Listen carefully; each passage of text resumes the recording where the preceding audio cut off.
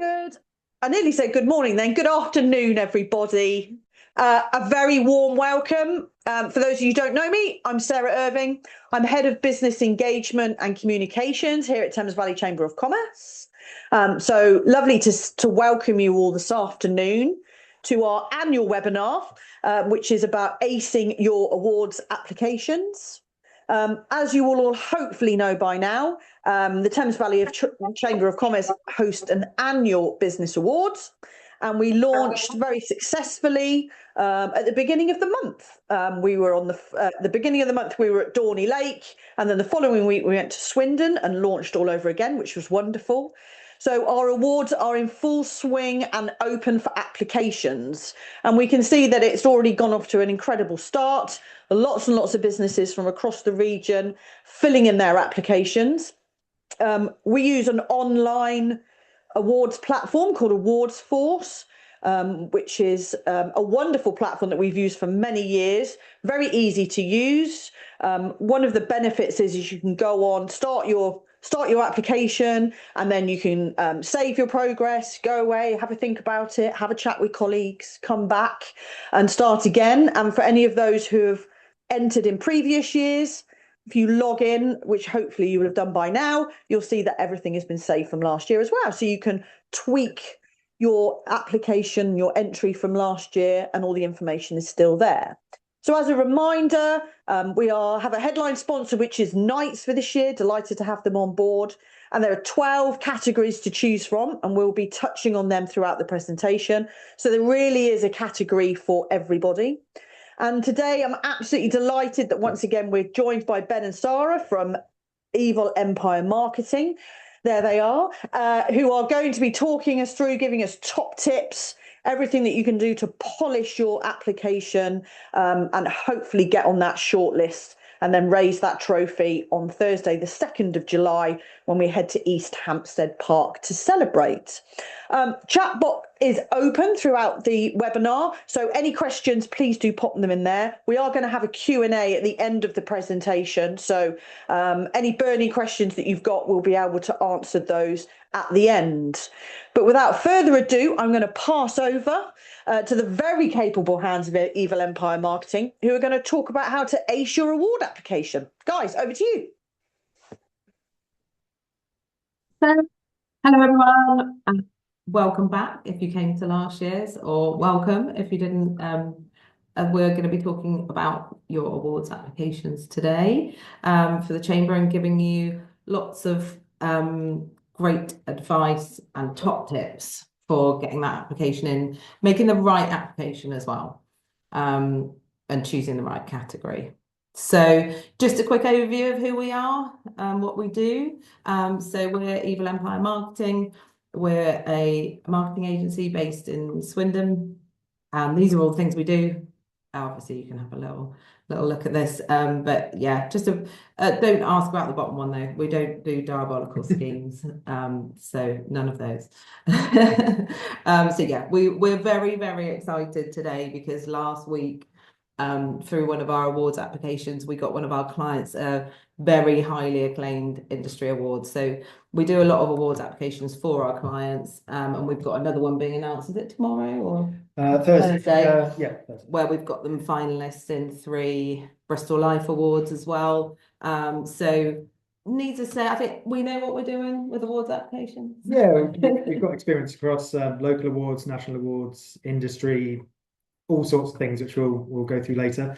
Sara, do you want to just say a bit about yourself and what your role is as our glorious leader? Yeah, so I'm the founder of Evil Empire Marketing, and yeah, these are all the kind of things we do. And what I'm going to do is put our because we share quite a lot of cool stuff on social media, tips for things like acing awards applications and things like that. So I'm going to pop our LinkedIn in the chat, because it'd be awesome if you could give us a follow. There it is. And you'll get lots of nice tips and advice and things like that. So that's what we do. That's us. And we're not actually evil. We're not evil. No. We're actually quite good at marketing. So my name's Ben. I'm the lead copywriter and sort of marketing lead, I guess for Evil Empire. I've got a background in PR, comms, local journalism, and I've worked in-house, I've worked in agency, and I've worked for businesses and charities, and I've helped most of my clients throughout the years get awards in some form or another. So we've got lots of experience between us. So hopefully you'll find some useful bits in our presentation. Yeah. And these are just some of our clients as well that we're very proud of, and lots of them are local clients and are fantastic to work So with. TWC there on the left, they've just won a national award last week. Yes. Gardner Haskins are up for the 3 at the Bristol Life Awards.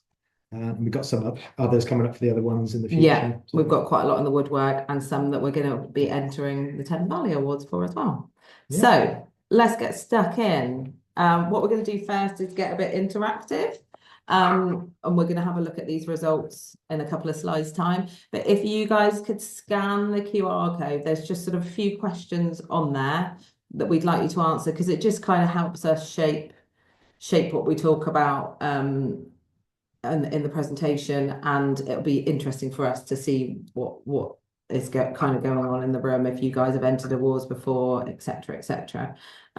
So if you're happy to give that a bit of a scan. It says it's all completely anonymous as well, Yes. so just be as honest as you want to be in there, and we can Yes. look at that and go through those Yeah. answers a little bit later in the presentation, so you won't be highlighted for anything that you put down. No, all anonymous. Okay, so hopefully you've all scanned that, and we'll crack on with why we're entering awards.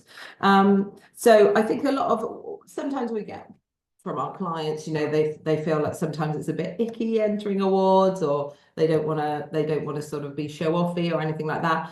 But for us, from that whole marketing perspective, and if you think of it from a marketing perspective and a client perspective, being able to say you're award winning is actually a really good pull for your clients, because a judge has actually looked at everything that you do, and they've gone, right, you're award winning. I mean, even if you're a finalist, it's great as well, because you've actually taken the time to kind of look at what your business does, to take stock, and it's great for fueling your marketing strategy as well. Gives you a bit of a competitive edge, if you've got a competitor that isn't award winning, you can really major on that. You can put those things all over. You can put the logos all over your marketing, email signatures. Obviously you can shout about it, PR. It'll get you a lot more attention, especially on sort of things like LinkedIn. If you're a confident speaker, you can talk, you could run speaking spots about it. You've got that whole kind of like showcasing your industry expertise. And actually, when you write those awards applications, like I said before, with sort of taking stock about what you do, it's actually really, sometimes it's really awesome. You're sort of looking at it going, oh my God, we have done all that stuff, and you can pull bits out. So it's never really a wasted exercise, I don't think, doing an awards application.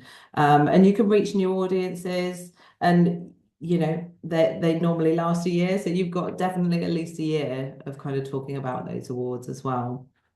So they're a really good thing to do, a really positive thing to do.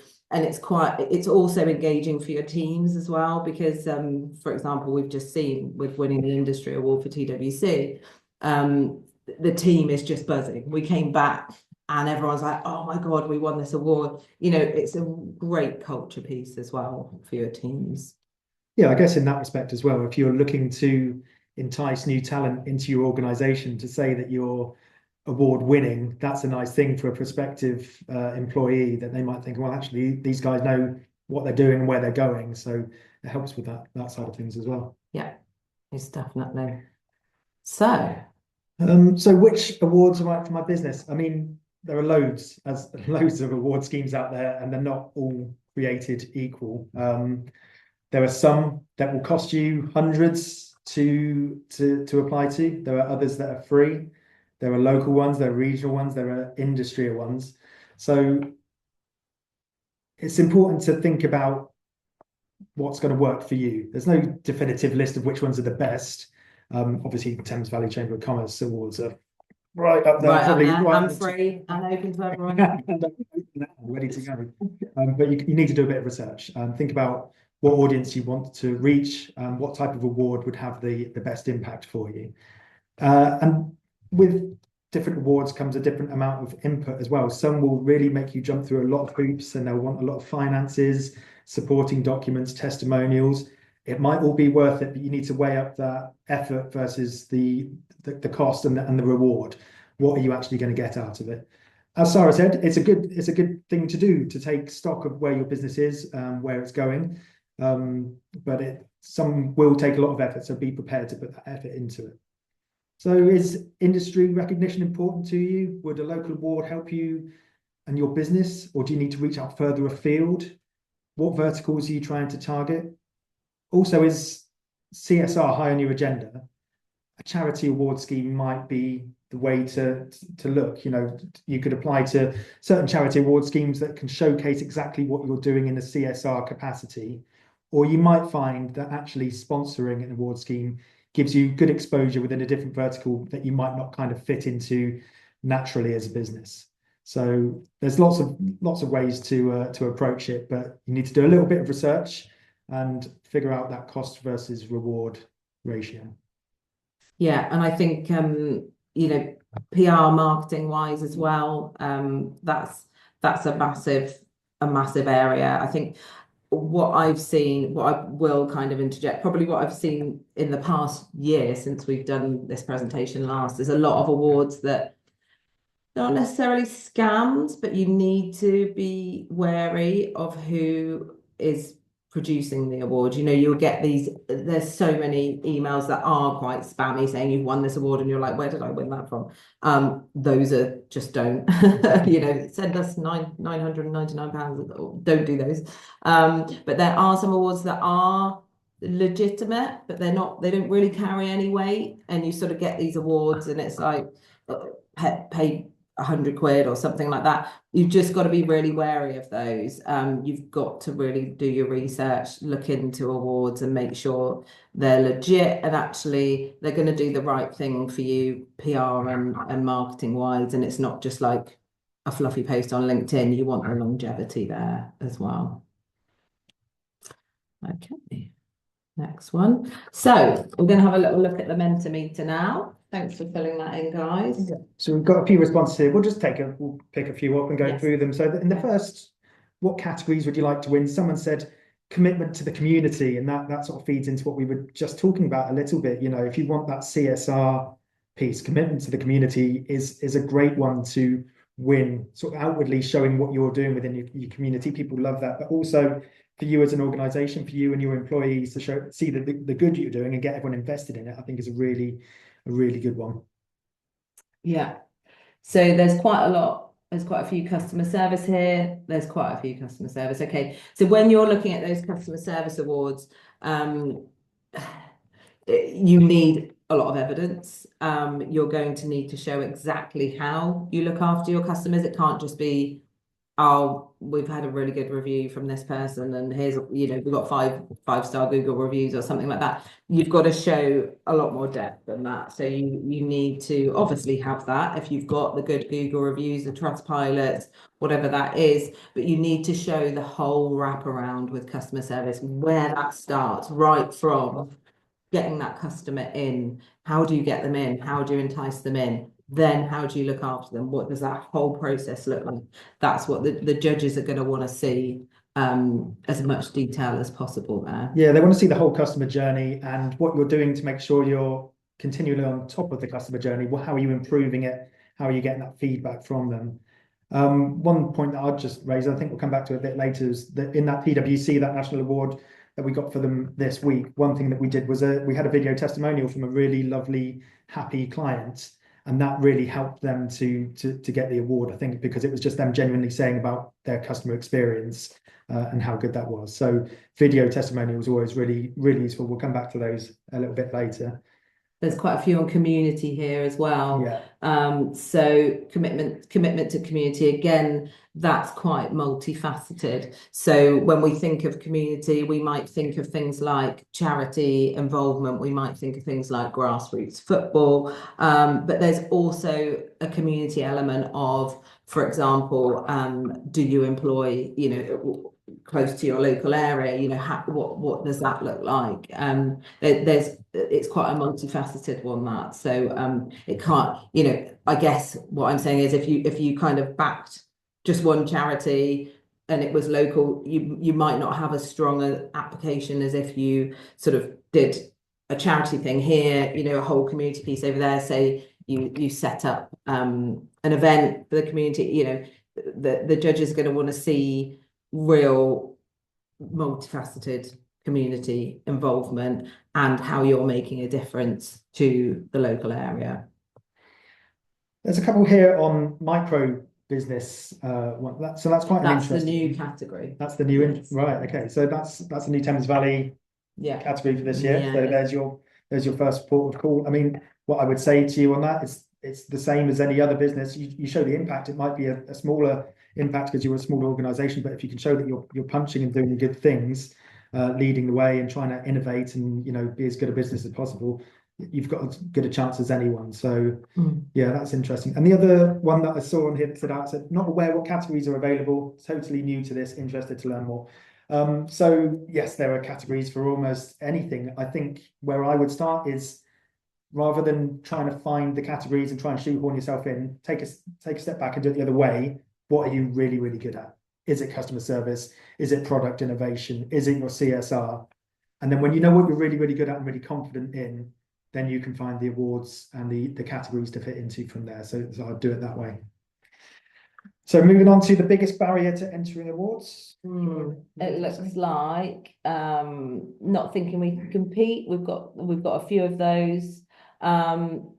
Time, always, and yeah, okay, a multi-site business. So there's quite a lot of there's time and there's not thinking you can compete. Of course you can compete, absolutely. But what is key is what we'll get into as we go through this presentation is the right category. So you've got to make sure that category is right for you. It can be really easy to go, oh yeah, let's apply for that and that and that, but actually it kind of, that comes in with the time element as well. You want to make sure you've got a really good strong contender for that category, but Ben will be talking through all of that with you in a bit. And just to point on that as well, I think there has to be an element of realism. So if you're going to go for a regional award across the south of England, for example, have you got genuine impact across all of the south of England? If it's just the Thames Valley area, that's brilliant, but concentrate your award applications for awards in that area specifically. If you go too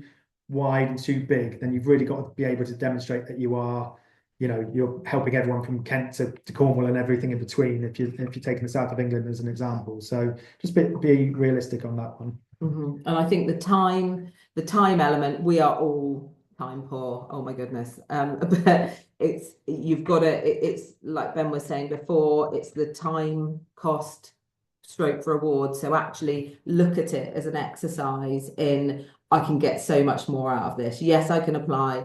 I might not get finalist. I might not, whatever that is, but actually look at it as an exercise on taking stock of your business where it is now. Can you pull out some gems from that? You know, it's all going to be positive news about your business that you're going to be putting together. Spin that into social posts, get some video ideas going, blogs, PR, anything like that. So it's not time wasted, it's time well spent. Yeah, so rather than look at it and think, well, that's going to take me a day and a half to do one award application, like Sarah said, you can get loads of other content out of that for your blogs and your socials, but also one really good award application can form the basis of lots of others as well. There's lots of crossover between awards, which we'll come to a little bit later as well. So don't think too much in terms of time.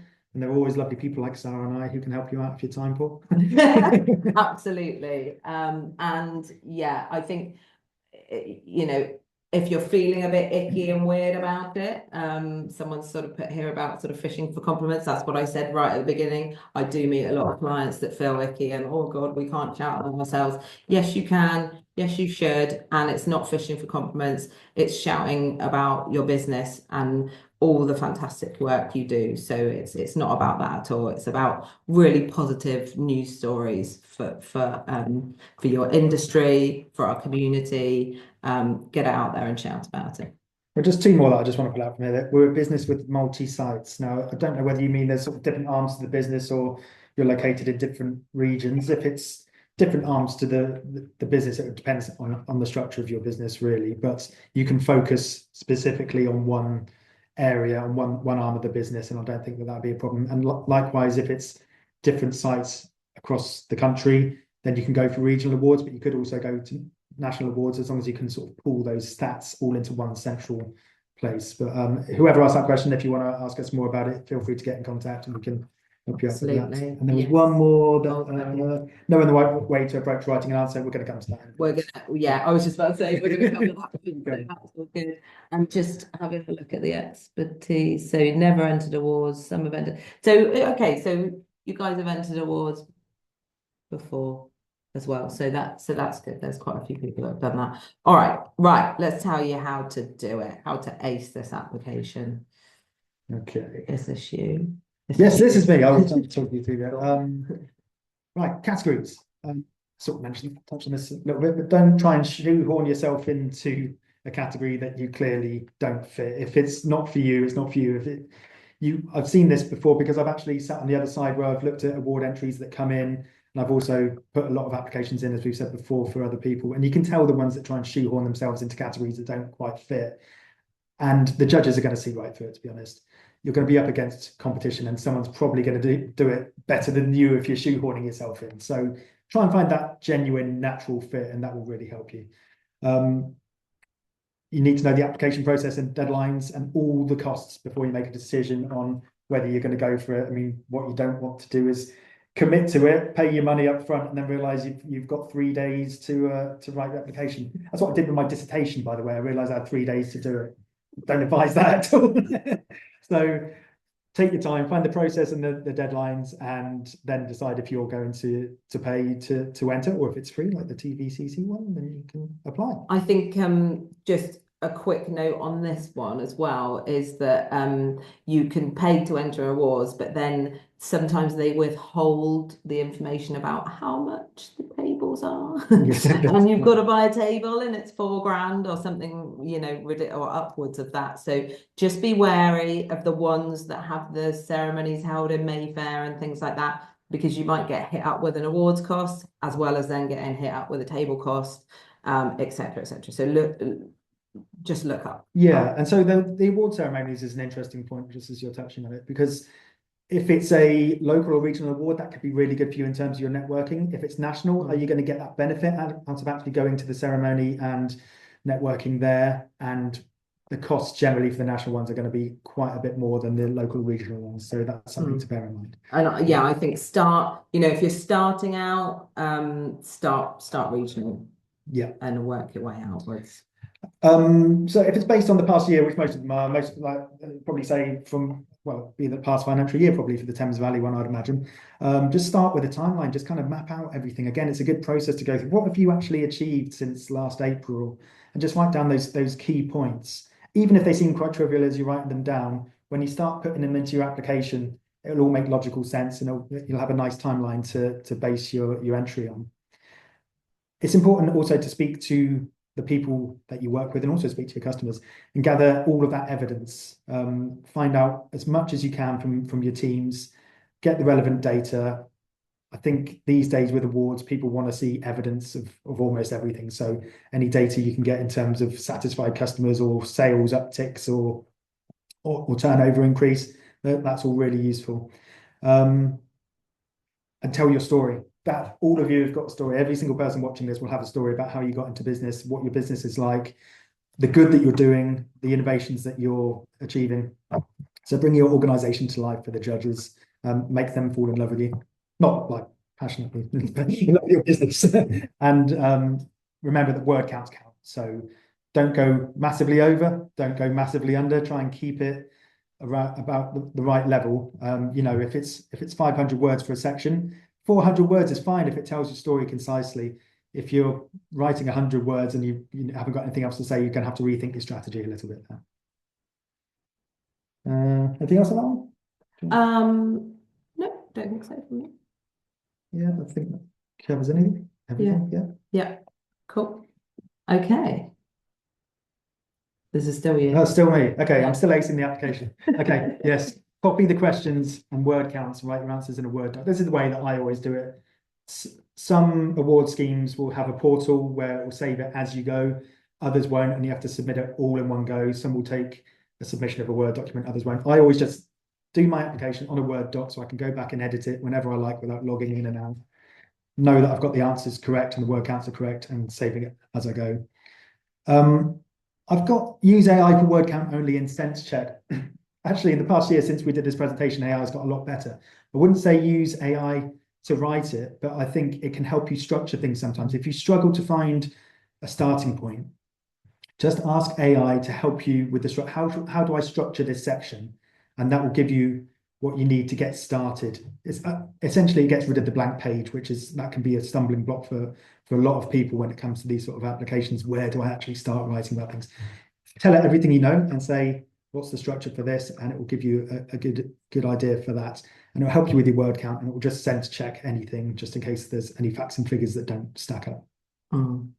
Edit and proof, that's always really important. I think the judges, they're going to spot bad grammar and bad typos a mile off.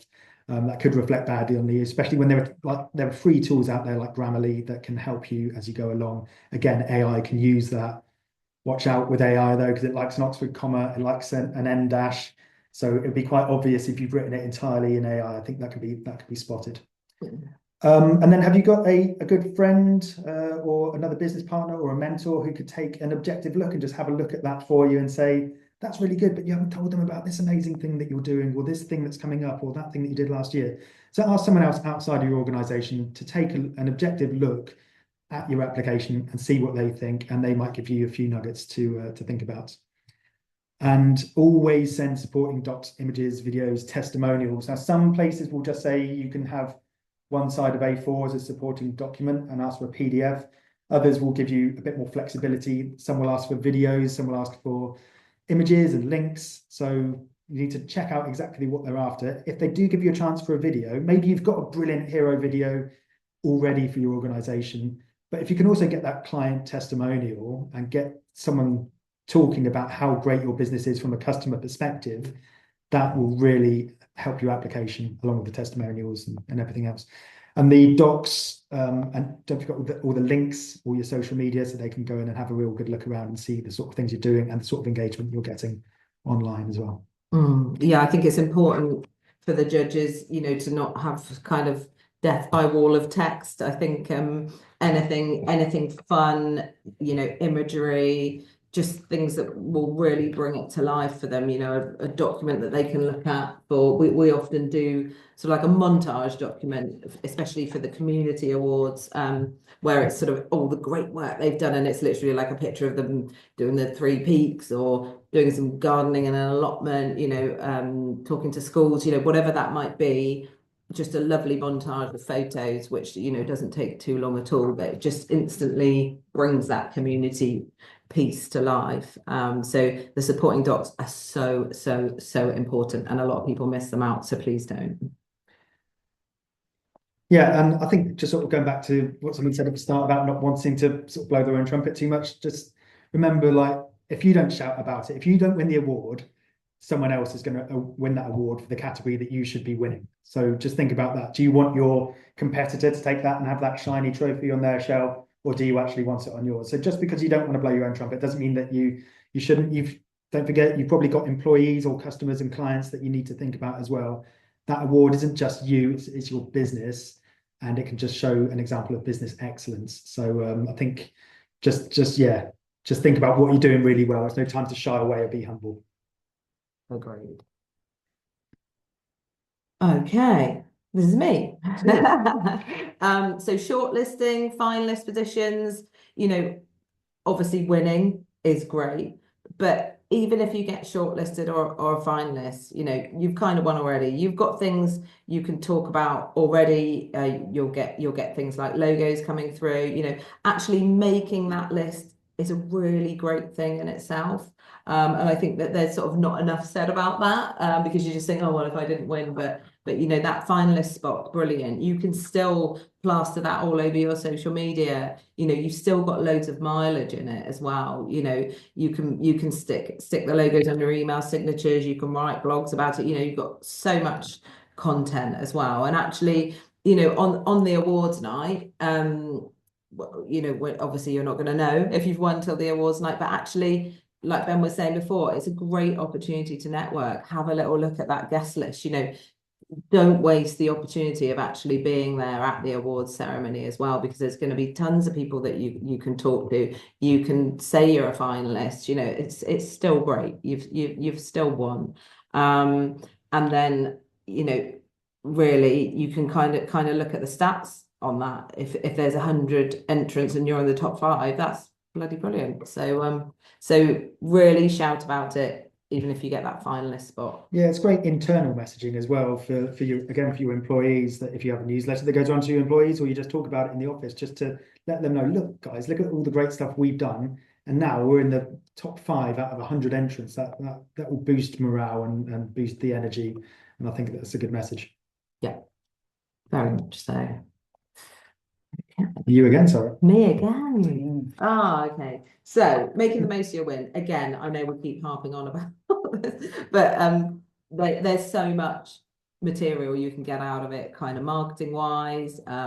It really will underpin your kind of authority in your space to your clients and prospective clients. You can use it for all of these things and more. So I think sort of using that term, we're an award-winning agency, we're an award-winning company, and actually, the Thames Valley Chamber Awards are really highly regarded and respected awards.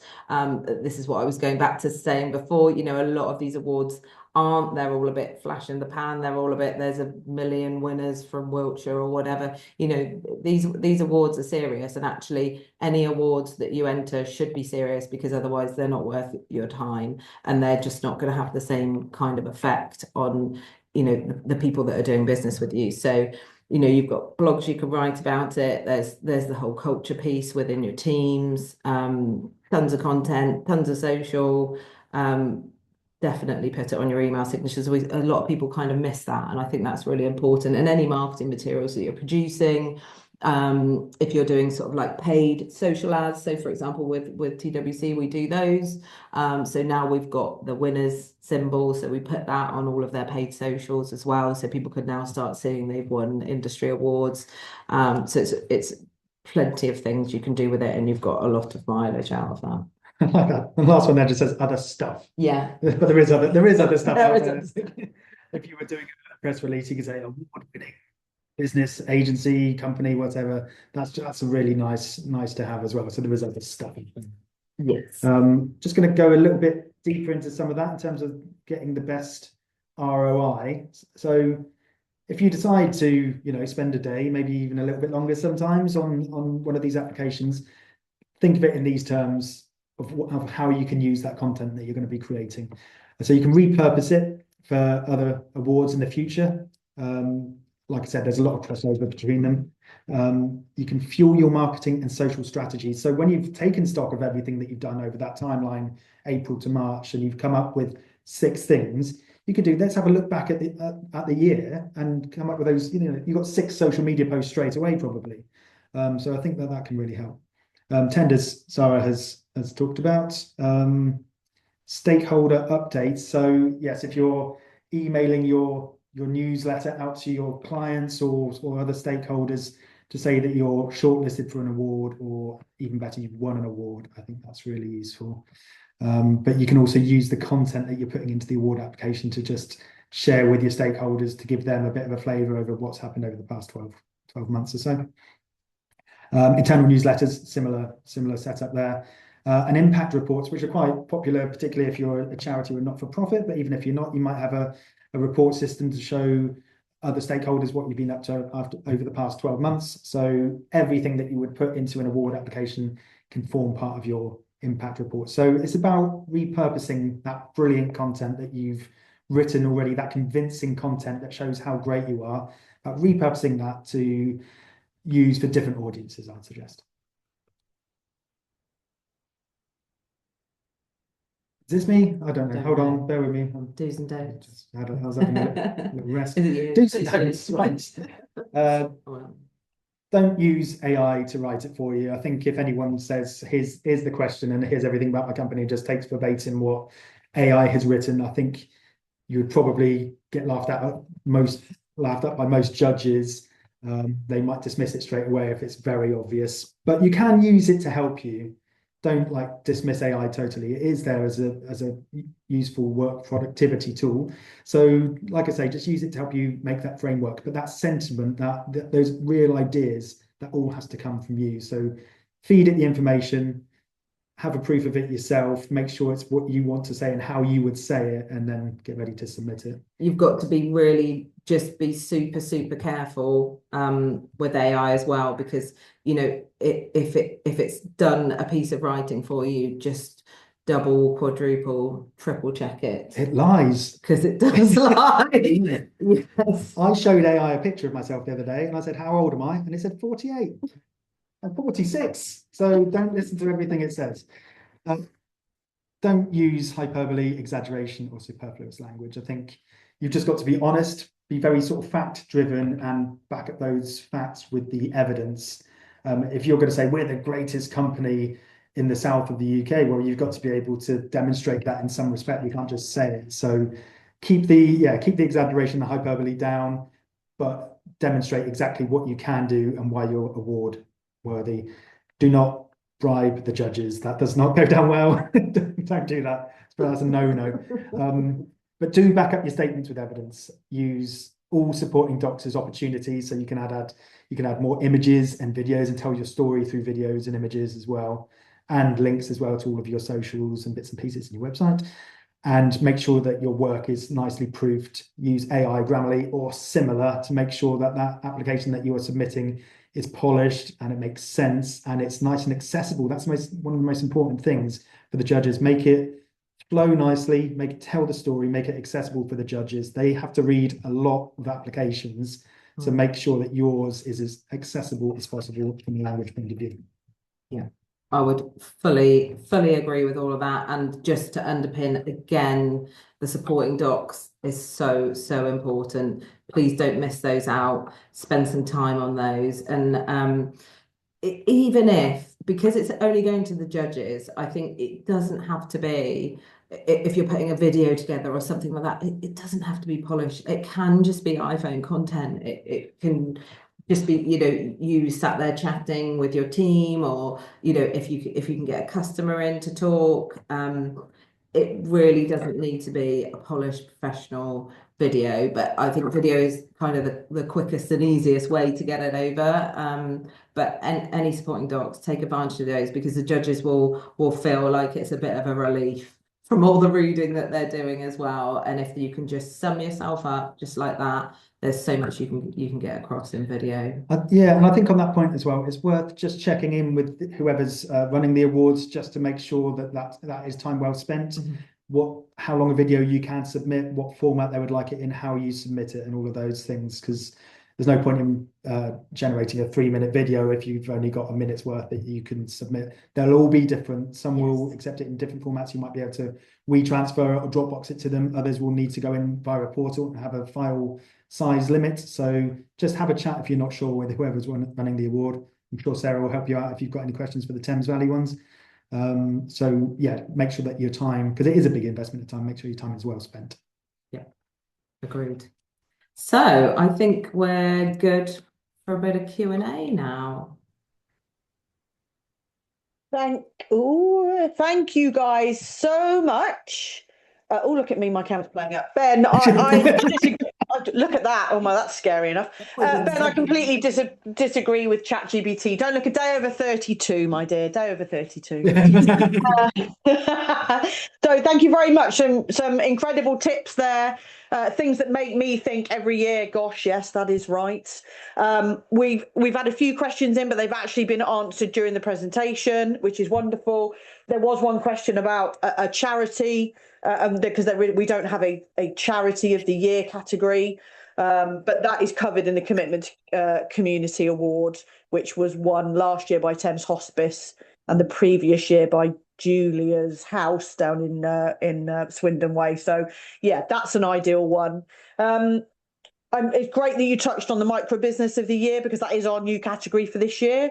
I always used to say, there's a category there for everybody. And then a lovely member collared me last year and said, Sarah, there's not a category for micro business. And I thought, actually, there's not. There's SME and there's multinational and large, but that micro business for those businesses that are very, very content to be 1, 2, 3 people.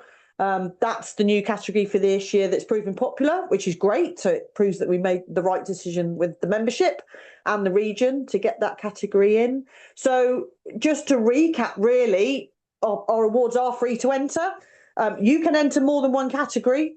So we've had entries previously from people maybe in the SME category, and then also in the excellence and sustainability category. If they've got to kind of looking at both and can't really decide, you can obviously enter more than one. There are 12 categories, and people say to me, "Oh, I'm not quite sure which category." And I know you covered this beautifully in the presentation. One of the answers that I say to that is just to log on to Awards Force, which is the portal, and just look at all the category questions. So you can just literally from the drop down, you can just choose the category. It opens it up, and then you can just view the questions. So just reading the questions, that will then tell you actually, yeah, I can answer that. That's all about me and my business. I'm going in for that one, or okay, this one's not for me, but I'm going to look at excellence and innovation, or I'm going to look in commitment to skills. The Rising Star of the Year category is a lovely one as well. So that's worth a look, because I think things like that, there is definitely something there for every business. You don't have to be a chamber member to enter. You just have to be Berkshire, Buckinghamshire, Oxfordshire, or Swindon based. Sarah, you've got a question. Are you? Yes, I have. There was one thing that I didn't cover that I wanted to cover, is that one thing we've done it before with awards, where we've looked at awards categories for us to enter and gone, do you know what, we're not quite there yet, and that's okay. Do you know what I mean? It's okay to go, I'm going to do that next year. And actually, then you've got that target to go, well, go in for this one this year, or I won't go in at all. We have actually sort of said, well, we're not going to go in at all, but we're going to push ourselves to get to that place the next year, Yeah, and having that in mind throughout your year will focus you, won't it? What else can I do to add into to that category, so you can drive towards that entry for next year. So that's definitely a good point. And I think time is always the constraint. The only positives I can give on that is that with Awards Force, you can start your entry. It saves as you go along. If you've ever entered or registered as a user on Awards Force in previous years, all your information is still there. So there's some content there that you can work on. And as you said, if you start it and time runs away with you, then it's just there for next year. So it's there ready and kind of waiting for whenever you are. And judging, we touched on. So there are 3 judges per category. In the same way as Awards Force, as your entry is done online, judging is done online. So our judges, never the twain do meet, so to speak. And it's always lovely every year to see those judges scoring coming in. And they're all singing from the same hymn sheet on that category, which is lovely. I think I'd be a bit worried if all the judges were so miles away from their judging scoring that then we'd be worried, but it never happens. They're always and it gets very tight at the top as well, which is always nail biting at the end. So we have until the so someone's asked who are the judges. So you'll see that the majority of the categories are sponsored. So one of the judges will be from the sponsor. And then the other 2 judges are made up of either hand-picked chamber staff. So, for example, we don't use our account managers, because for our account manager, there could be a conflict of interest if I don't judge. So please do not approach me at any stage and say, Sarah, I did not win. I had nothing to do with it. It wasn't me. And my marketing team, they don't judge either, because that would be a conflict. And then one of our board members, Thames Valley Assembly members, in that kind of that kind of sphere, so to speak. So yeah, judges all done online as well. So you have until the 29th of April to get your award in, and we announced the shortlist at the beginning of May. We shortlisted 3 for each category, just to give you an idea. And this session has been recorded, so I will turn this around this afternoon and get this out to everyone who's joined us today, and it'll be out on our YouTube channel for a rewatch. I don't think there are any more questions. No, that's it. It just remains me to say, Ben and Sara, thank you so much once again. It's always lovely to see you guys. Thank you so much for your top tips. Thanks for I know having they're us. gratefully received by everybody across the region. And for everyone who's joined us today, thank you very much. And we really do wish you the very best of luck. And you will know where I am. Just reach out if I can help any more. But enjoy the rest of your afternoon, everyone. Thank you very much. See you later. Thanks, Bye. Bye. There we go. Oh, lost the already.